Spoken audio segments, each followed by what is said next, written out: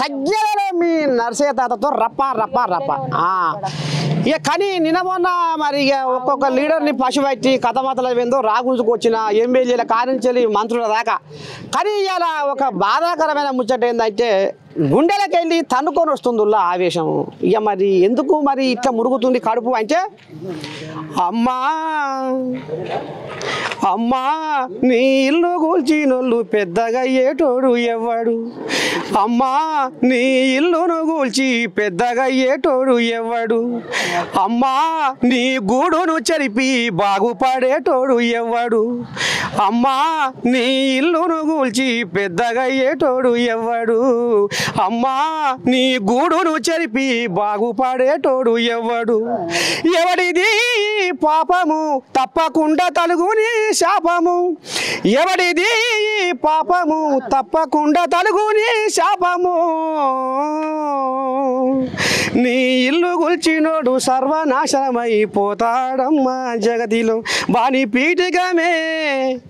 వాని పీఠికమే తప్పకుండా మొదలాడుతుంది ఈ జగతిలో మరి 1000 గంటల తల్లి గంపంత కన్ను పెట్టుకొని చూస్తేనే మనం బతుకుతున్నాం అనేది పెద్దల మాట అసలు తల్లి వెనకటికి మరి రక్తాన్ని ఏరుడై పాటిస్తుంటే ఆ తల్లిని పద్ధతి బట్టి తల్లిని దండం పెడతాం అని కొబ్బరికాయ కొట్టి బోనాలు పెడితేనే ఆ తల్లి శాంతి చేసి ఈ రకంగా మనం ఏటా ఆనవాయితీగా ఆ తల్లికి అమ్మవారికి పవిత్రమైన బోనం చేసి కొబ్బరికాయ కొట్టి పూజ చేసుకుంటున్నాము ఇది ఆనవాయితీగా నడుస్తుంది సర్కారు కూడా బోనాల పండుగ రచ్చ బ్రహ్మాండంగా చేసుకోవడానికి కోట్ల రూపాయలు కూడా చదివించినట్టు కట్నంగా ఇచ్చింది అయిపోయింది ఇక ఇప్పుడు అసలు కథ ఏందయ్యా అంటే Banjara hills road number 10 Khairatabad నియోజకవర్గం 12 రోడ్ నెంబర్ 12 ఇక ఈయనకింతంత సర్కారు భూమి ఉన్నది ఇక ఈ సర్కారు భూమిలో ఎప్పుడో తాతల ముత్తాతల కాలం నాడు వీళ్ళు గుడి కట్టుకుర్రు అట ఇక మరి ఆనాడు లేని గొలిగారంతం గీయాలు ఎందుకు వచ్చే ఆనాడు లేని పగ గీయాలు ఎందుకు వచ్చే ఆనాడు లేని కక్ష గీయాలు ఎందుకు వచ్చే ఎందుకని ఇవాళ మరి అమ్మవారి మీద పగ వచ్చి కక్ష కట్టి ఎందుకు కూల్చేసిర్రు అనేది కూడా మరి తెర మీదకి వచ్చింది ఇక నిన్న మొన్న ఏం నడిచింది అనేది భాగవతం అంతా మనం నిన్న చెప్పుకున్నాం మరి పరమాత్మను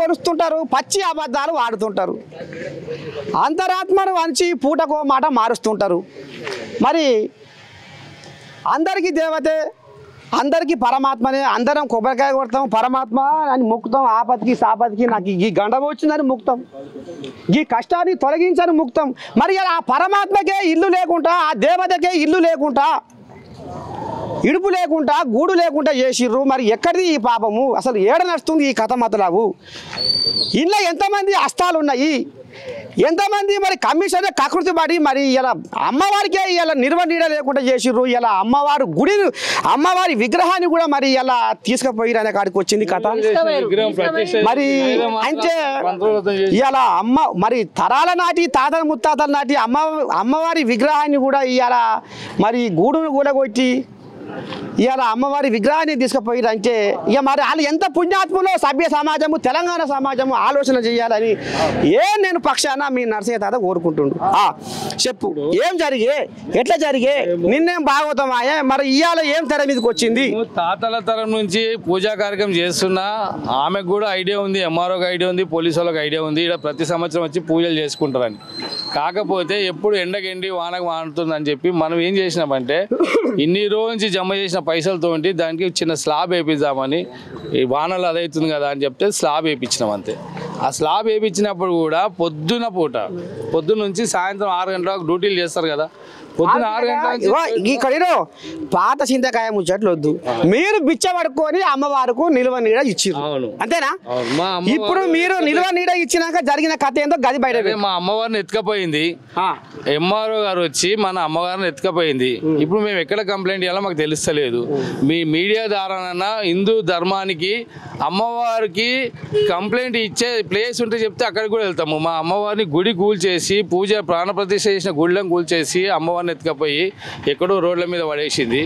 మరి ఆమెకి ఎంత న్యాయం జరుగుతుంది, మరి ఇక్కడ సహకరించిన వాళ్ళకి ఎంత న్యాయం జరుగుతుంది? ఎమ్మెల్యే కాలనీలో వాళ్ళందరికంటే డిస్టర్బెన్స్ అవుతుందంట.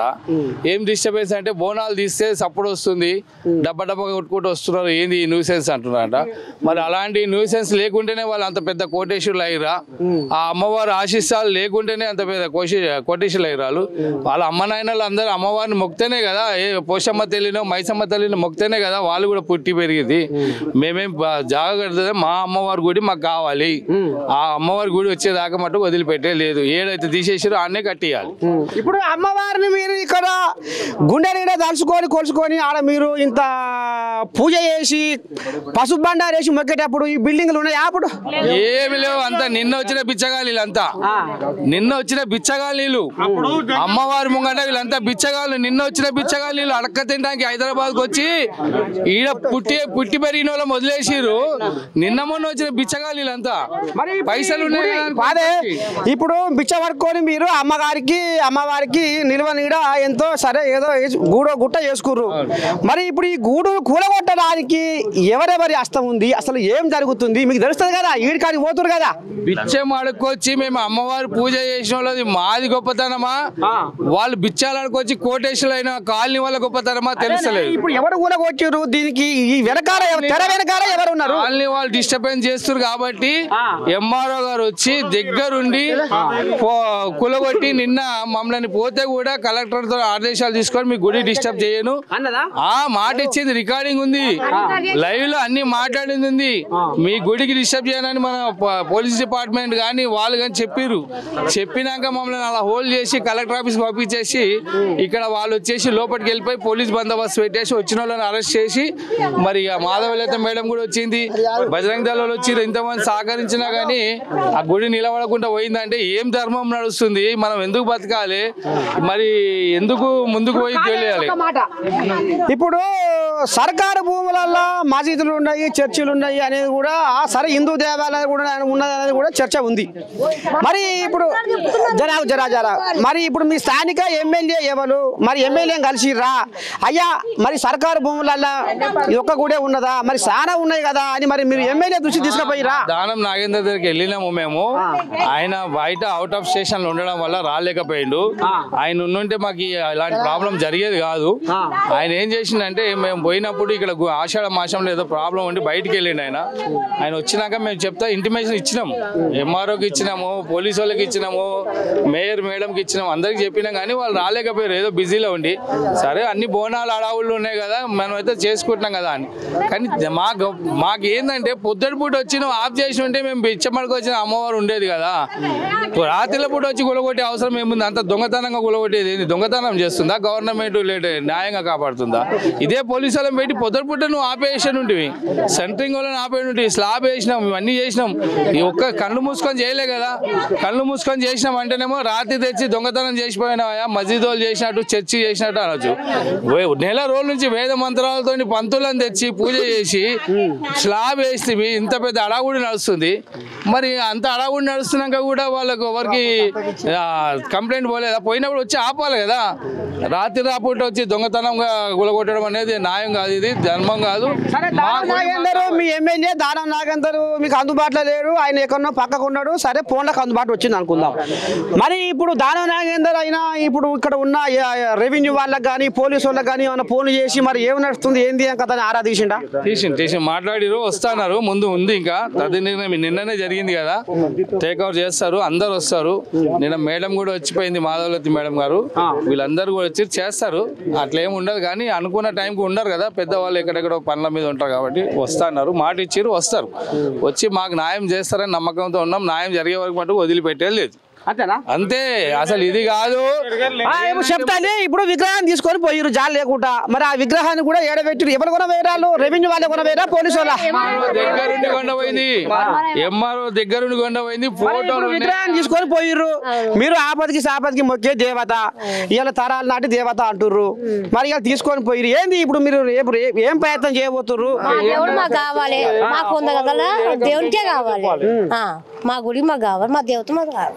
అప్పటిదాకా మేము వదిలేదు. సర్కారు భూమి అంటారు కదా, సర్కారు భూమి అంటారు కదా. సర్కారు నిలమన సర్కారు వచ్చిర్రు, అప్పుడు నువ్వు ఉట్టలేదు నేను ఉట్టలేదు. నిలమన సర్కారు వచ్చింది, నిలమన గవర్నమెంట్ అయ్యింది. ఇందులో ఏ గవర్నమెంట్ లేకుండే, అన్ని బొందలు బోరేలు ఉండే. అప్పుడు నువ్వు ఉట్టలేదు నేను కూడా ఉట్టలేదు. ఇప్పుడు నువ్వు ఉట్టి నేను ఉట్టి సర్కారు అంటున్నారు. నాకు ఎక్కడ గవర్నమెంట్ ఎక్కడ ఎమ్మెల్యే. అప్పుడు ఏ ఎమ్మెల్యే లేడు, ఎవరు లేరు. నిలమన తెల్ల చెట్లు వేసుకొని ఎమ్మెల్యే అంటారు. అందరు ఎమ్మెల్యే అయ్యారు, అందరు లీడర్లు అయ్యారు. అప్పుడు ఎవరు ఉట్టలేదు, మా ఈయన కూడా ఉట్టలేదు. అప్పుడు ఈయన కూడా ఉట్టలేదు. అప్పటి నుంచి ఉంది ఈయన నాయన అలా నాయన వచ్చినాక ఈయనకు దేవుడు వచ్చి బోనం పెట్టుకొని ఈ గుడికి వచ్చిండు. రాళ్ళ రప్పలాలు వచ్చిండు, ఉట్టే రాలేదు. రాళ్ళ రప్పలాల బోనం పెట్టుకొని ఇంటికి వచ్చిండు. ఆయన వచ్చినాక ఆయన కొడుకులు మనమన్లు ఈ పెద్దగా చేసుకుంటే కళ్ళు అరుస్తలేవు. మేము ఇల్లు కట్టుకొని సంసారాలు చేస్తలేము. ఒకటి తల్లి ఇప్పుడు అమ్మవారిది మీరు మనస్ఫూర్తిగా ఏటా బోనాలు పెడుతురు, కొండంత పండుగ చేసుకుంటారు. మీకు కూడా కొంతమందికి కూడా దేవతలు ఉంటారు, వస్తారు దేవతలు, శివశక్తులు వస్తారు. జరావు ఇప్పుడు ఆ శివశక్తులకు నిద్ర పట్టది, నాకు తెలుసు. ఆ శివశక్తులకు నిద్ర పట్టదు. ఇప్పుడు ఆ శివశక్తుల రూపంలో అమ్మవారు వచ్చి ఏమంటుంది నా దేవుడు నాకు నేను వచ్చి కూర్చునేదాకా ఎంఆర్ఓని పూజించండి. రోజు పోయి పొద్దునే పూలదండ వేయండి, సాయంత్రం అభిషేకం పెట్టండి. కళలు వచ్చి చెప్తుంది ఎంఆర్ఓని పూజించండి. రోజు పొద్దున పోయి సాయంత్రం పోయి నేను ఎంఆర్ఓ దగ్గర ఉన్నా, ఎంఆర్ఓ మనసులో ఉన్నా, మీరు వచ్చి ఎంఆర్ఓని పూజించండి అంటుంది. ఇక పొద్దున్న లేచి సాయంత్రం లేచి ఆమెనే పూజిస్తాం. ఇప్పుడు అమ్మవారు ఇటు వచ్చి కూర్చునేదాకా పొద్దున పాలాభిషేకం చేస్తాం, సాయంత్రం అన్నదానం చేస్తాం. ఆమె ఖచ్చితంగా చేస్తాం. ఇక ఇప్పుడు ఎక్కడ ఎంఆర్ఓ ఎక్కడ షేక్పేట ఎంఆర్ఓ కాడికి పోయి ఆమె ఫోటో కొట్టించి అమ్మ తల్లి ఇప్పుడు ఆ అమ్మవారు కాదు నిన్ను అమ్మవారు మేము కొలుస్తాం అన్నట్టుగా ఆమె పాలాభిషేకం చేయరు. రామశేఖర్ పని చేసినందుకు చేస్తాం. మా దేవుడు మాకు వచ్చేదాకా ఆమెకు చేస్తాం. అంతేనా? మాకు దేవత